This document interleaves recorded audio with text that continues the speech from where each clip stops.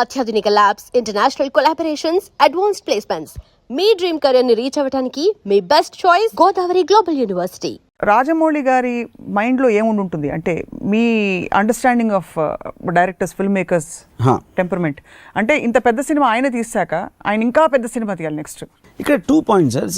ఇప్పుడు Rajamouli even if you take his record, Magadheera తర్వాత ఇంకా పెద్ద సినిమా దిగున్న మర్యాద రామన్న, దాని తర్వాత concept film. So I think on his sincerity and his ability to entertain, I don't think he depends solely upon so-called big films, you know.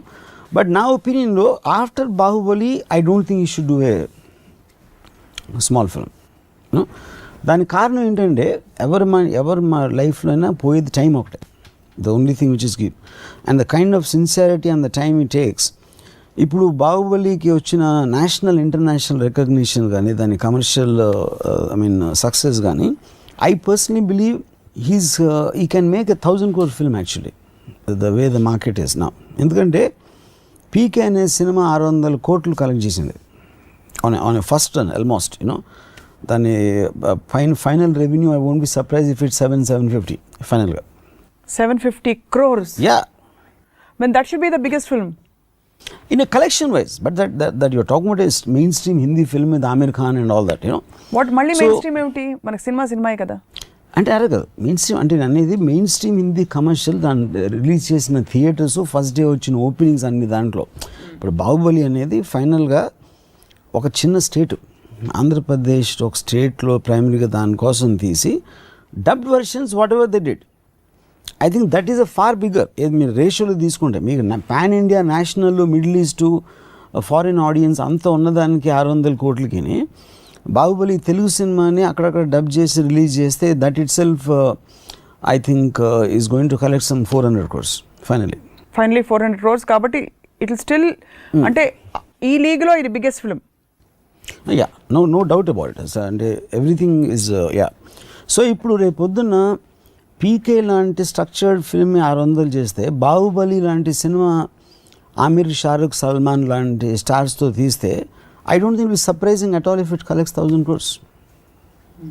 And Rajamouli is capable of pulling it. పీకేలో జరిగిన investment ఎంత, పీకేలో వాడిన graphics ఎంత, and దాని మీద return on investment ఎంత compared to Bahubali where graphics dominated and took over most of the film. See, the point, PK must have been అంటే నాకు తెలిసి 20 crores కూడా అయి ఉండదు, అంటే రెమ్యునరేషన్స్ కాకుండా. So return on investment is much higher there. Obviously. కానీ నా పాయింట్ ఏంటంటే ఇప్పుడు మీకు టేస్టీ ఫుడ్ తినాలంటే మీకు డాబాలో దొరకవచ్చు, చాలా ఇష్టమైంది, 5-star హోటల్లో దొరకవచ్చు.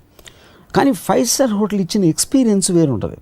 సో ఉట్టి ఫుడ్ అనే చూడటం ఎంటర్టైనింగ్, చాలా పెద్ద ఖర్చు పెట్టి సినిమా తీసినంత బోరింగ్గా ఉండొచ్చు, చాలా లో బడ్జెట్లో తీసింది కూడా ఇంట్రెస్టింగ్గా ఉండొచ్చు, అది కంటెంట్కి సంబంధించింది. కానీ ఇక్కడ ఓవరాల్ యాంబియన్స్ మీరు క్రియేట్ చేసిన ఒక లార్జర్ దెన్ లైఫ్ ఫీలింగ్ అనేది, ఇప్పుడు ప్రసాద్ ఐమాక్స్ దగ్గర 1-2 కిలోమీటర్ల క్యూ ఉంది అంటే అది it is an anticipation buildup of a film. ఏదో ఒక ఈవెంట్ లైఫ్లో మనం చూడని అద్భుతాన్ని చూడబోతున్నాం అని ఒక ఫీలింగ్ క్రియేట్ చేయటం అనేది బాహుబలిస్ బిగ్గెస్ట్ సక్సెస్ నాకు. Inside the film what is అనేది సెకండరీ పాయింట్. అది చాలా సినిమాలు చేయొచ్చు అంత ఇంట్రెస్టింగ్ అని, అంత ఎంటర్టైనింగ్ అని. మీరు పెట్టిన చాలా ట్వీట్స్లో మీరు ఒకవైపు పొగుడుతున్నట్టే ఉన్నా కూడా ఒకవైపు there was a comment in everything. Like what? Like for example మీరు ఇచ్చిన మార్కులు, ఫస్ట్ పెట్టిన ట్వీట్, బాహుబలికి ఇచ్చిన మార్కులు ఇండియన్ స్కేల్లో 100కి 500 ఇచ్చారు. నేను అది ఇచ్చింది ట్రైలర్కి. ట్రైలర్. అండ్ అలాగే ఇంటర్నేషనల్ స్కేల్ మీద బాగా తగ్గించేశారు. మరి ఇంత పెద్ద సినిమా తీసినప్పటికి కూడా ఇంటర్నేషనల్ స్కేల్లో యూ ఫీల్ అది అంటే అది టెక్నికల్ క్వాలిటీ, సెన్సిబిలిటీస్ చెప్పారా, లేకపోతే what did you base your judgment? ఇప్పుడు నేను ట్రైలర్ చూసినప్పుడు నాకు కొన్ని షార్ట్స్ నాకు నచ్చలేదు, నేను రాజమౌళి కూడా చెప్పినాను. సో వాట్ ఎవర్ నా సెన్సిబిలిటీ. కానీ అసలు ఇలాంటి ట్రైలర్, ఇలాంటి విజువల్స్ తోటి తెలుగులో తీయచ్చు అనే దానికి అనిమేషన్ కాబట్టి నేను ఆ డిఫరెన్స్ పెట్టినా. పెద్ద హీరోల సినిమాలు సైతం ఇప్పుడు ఓవర్ షాడో అయిపోయి బాహుబలి ఎఫెక్ట్లో అంటున్నారు. డస్ దట్ మీన్ దట్ ముందు హీరో సెంట్రిక్ సినిమాలు కాకుండా ఇలాంటి ఫిల్మ్ మేకర్ సెంట్రిక్ సినిమాలే దే రూల్ అంటారా? This a good question. Main point ఇక్కడ ఏమవుతుందంటే, ఇప్పుడు 4-5 పెద్ద స్టార్స్ అనుకోండి, Mahesh, Pavan Kalyan, Prabhas and whoever it is, Charan, ఎప్పుడు మనం మాట్లాడినా మహేష్ సినిమా వస్తుంది, కళ్యాణ్ సినిమా వస్తుంది, ఆ పేరు ఉంటుంది సీమంతుడు, లేకపోతే ఇంకోటి ఏదో గబ్బర్ సింగ్ 2 ఇంకోటి ఏదో. సో స్టార్ని మించి చెప్పడానికి ఏమీ లేదు, చెప్పుకోవడానికి ఏమీ లేదు. బాహుబలికి వచ్చేసరికి the film is bigger than the star. బాహుబలిలో ప్రభాస్ కూడా ఉన్నాడు అని అనిపిస్తుంది, కానీ ప్రభాస్ సినిమా బాహుబలి వస్తుంది అని అంటలేరు అసలు యాక్చువల్లీ.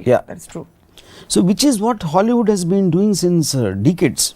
హాలీవుడ్లో వచ్చిన ఏ పెద్ద సినిమా అయినా చాలామందికి అసలు స్టార్ ఎవరో తెలియదు. థియేటర్లోకి వెళ్తే కానీ ఒక గుర్తుండారే ఆ సినిమాలోడా ఈ సినిమాలోడా అంటాం, కానీ ఇప్పుడు కానీ all of them are stars. కానీ the film becomes so big by the time it comes for release, it becomes irrelevant who is in it. Of course వాళ్ళ యాక్టింగ్ టాలెంట్, వాళ్ళకున్న కరిష్మా అనేది యాడ్ అవుతుంది అవ్వదని నేను చెప్పట్లేదు. ఇప్పుడు 2012 వచ్చింది, ఎవరు తెలిసి ఎవరున్నారు, లేకపోతే lord of the rings, Avatar. The film it self becomes a brand and not necessary with the director all time. చాలా సినిమాలు మనకి డైరెక్టర్ పేరు కూడా తెలియదు యాక్చువల్గా. It is the aura, the whole film, the grandeur of the film becomes a brand by itself. అది ఇండియాలో first time బాహుబలితో వచ్చింది. అది ఇంతకుముందు ఎప్పుడు రాలేదంట. పీకేలో కూడా there was a star oriented. Yeah, of course, 100%. Aamir Khan తీసేస్తే పీకే అంతే ఎంటర్టైనింగ్ ఉండొచ్చు, బట్ ఓవరాల్ మీకు వెయిట్ వచ్చింది ఆమిర్ ఖాన్ వల్ల. ఇక్కడ వెయిట్ వచ్చింది రాజమౌళి వల్ల అంటారా, లేకపోతే వెయిట్ వచ్చింది గ్రాండియర్ ఆరా వల్ల అంటారా? ఆఫ్ కోర్స్ ఆబ్వియస్లీ విత్ ఇందాక చెప్పాను, రాజమౌళి లేకపోతే సినిమా అనేది లేదు. First of all initiated, intended it and envisioned it and created it. But for the person outside Rajamouli also will become insignificant. అంటే ఫర్ ఎగ్జాంపుల్ ఒక్క సెకండ్ రాజమౌళి అని లీడ్ అనుకుంది, ఇక్కడ ఎవడో కొత్తోడు తీసాడు అనుకోండి, సపోజ్ ఎవరి దగ్గర డబ్బులు ఉన్నాయి, ఎవడో it have the same impact because of the sheer size of the film. Rajamouli తప్పితే వేరెవరు తీయగలుగుతారా అనేది అది వేరే క్వశ్చన్. అది but eventually you are reacting to the intention of the film. అంటే ఒక డైనోసార్ వచ్చేసింది, అదే మీరు పెట్టారు సింహాలు పులులు మామూలుగా తిరిగే అడవిలో డైనోసార్ వచ్చి భయపెట్టేసింది. ఇప్పుడు ఇంపాక్ట్ ఎలా ఉంటుంది? ఇప్పుడు ఒక చిన్న ఎగ్జాంపుల్ చెప్తాను. నాకు ఒక డైరెక్టర్ తెలుగు ఇండస్ట్రీలో మగధీర తర్వాత తన సినిమా ఒకటి రిలీజ్ అయింది and first 3 days terrific collections, మగధీరాని దాటేస్తుంది అని చెప్పారు అప్పుడు ఆ టైంలో. అలాంటి న్యూస్ వస్తున్నప్పుడు తను కొంతమంది కూర్చుంటే నాతో ఈ డైరెక్టరు రాజమౌళిని కొట్టాలని డిసైడ్ అయిపోయానండి. కొట్టేసిన ఇప్పుడు మళ్ళీ లేకుండా కొడతాను, ఎప్పుడు ఆడి సినిమా తీస్తే మళ్ళీ నేను తీస్తా అని చెప్పాడు. ఎవరో ఒక డైరెక్టర్. ఓకే, అది ఇప్పుడు కాంపిటేటివ్ స్పిరిట్ అనేది it's a very healthy thing. ఆ లాంగ్వేజ్ కరెక్ట్ అవ్వచ్చు, మీరు అగ్రీ చేయకపోవచ్చు, అవ్వకపోవచ్చు, కానీ ప్రతి మనిషికి అవతలోడిని కొట్టాలి, అవతలోడి కన్నా పెద్దోడిని అయిపోవాలని ఒక బిజినెస్ మ్యాన్కి ఉంటుంది. నా ఒక సపోజ్ ఒక బట్టలు కొట్టి పెట్టారు, ఆ పక్కన ఇంకో ఆడి బట్టలు కూడా నాది బెటర్గా ఉండాలి అని కోరుకుంటాడు. ఏ మనిషి అయినా అవతలోడి కన్నా నేను బెటర్గా ఉండాలి అని కోరుకోవటం అనేది సహజం, స్వార్థంతో. అవతలోడు దాటేస్తున్నా అంటే వాడిని దాటేయడానికి మ్యాక్సిమం ట్రై చేయడానికి కూడా సహజం, which is competitive spirit in people. ఇప్పుడు బాహుబలి వచ్చేసరికి ఎక్కడ ప్రాబ్లం ఏమొస్తుంది అంటే, ఇందాక నేను వర్డ్ స్తబ్దత ఉంది ఇండస్ట్రీలో, అందరూ స్టిల్ అయిపోయారు. అంటే ఒక ఏం మాట్లాడడానికి లేదు. అంటే ఆ పూరి జగన్ సినిమాలో ఒక డైలాగ్ ఉంది కదా, మైండ్ బ్లాక్ అయిపోయింది, అది కరెక్ట్ వర్డ్. ఇప్పుడు దీనికి ఎగ్జాంపుల్ ఏమిస్తానంటే, నేను అంటే పరుగు పందెం ఉంది. పరుగు పందెంలో మీరు పరిగెడుతున్నారు, అంత కష్టపడి ట్రైనింగ్ చేశారు, అది చేశారు, ఒక 10 మంది పరిగెడతామంటే ఒకడు కొంచెం బెటర్గా పరిగెడుతున్నాడు, మీకన్నా 20 అడుగులు 30 అడుగులు 40 అడుగులు దూరంలో ఉన్నాడు. వాడిని అందుకోవడానికి మీరు మ్యాక్సిమం ఫుల్ ఇంకా ఎఫర్ట్ ట్రై చేస్తున్నారు. దట్ ఈజ్ అప్పుడు ఈ పరిగెత్తే వాళ్ళు అందరూ డైరెక్ట్లు అనుకున్నాం. మగధీర అప్పుడు అది సిచ్యువేషన్. అప్పుడు అందరికన్నా ముందు పరిగెట్టే రాజమౌళి ఒక 40 అడుగులు 50 అడుగులు ముందు ఉన్నాడు. మిగతా డైరెక్టర్లు అందరూ ఇంకా ట్రైస్ ఇంకా పెట్టి ఇంకా లాస్ట్ ఎఫర్ట్ పెట్టేద్దాం అని చూస్తున్నారు. ఇప్పుడు బాహుబలి ఏంటంటే అసలు ముందు వెళ్ళినాడు కనపట్లేదు, అది లేడు, హారిజాన్లో లేడాడు, ఆ ఫినిష్ లైన్ దాటేసి మనకి కంటి చూపు అనకుండా వెళ్ళిపోయాడు. సో అప్పుడు మనం అసలు ఎవడు ఆడిని అధిగమిద్దామంటానికి వాడే కనిపించకపోతే ఎందుకు పరిగెట్టడం దండగానే ఉంచున్నారు. ఇప్పుడు that is the most perfect analogy I can give of the film industry state of mind. Directors అందరూ సో అప్పుడు ఎందుకు అని అక్కడ స్వామి వివేకానంద టైప్లో ఒక రాక్ మీద కూర్చుని ఈ బతుకు ఎంత జాలే, ఈ జీవితానికి ఎంత ఇంకా ముగిద్దాం అనే మూడ్లో ఉన్నారు అందరూ. And for more videos, Please subscribe to iDream. Please subscribe to iDream. Please subscribe iDream. And please subscribe to iDream.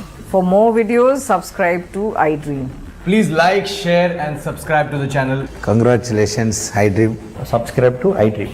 Subscribe to iDream. So subscribe to iDream Media. iDream ki iDream team andarki huge congratulations. Please subscribe iDream Media. Please subscribe to iDream. Subscribe iDream. Please subscribe to iDream.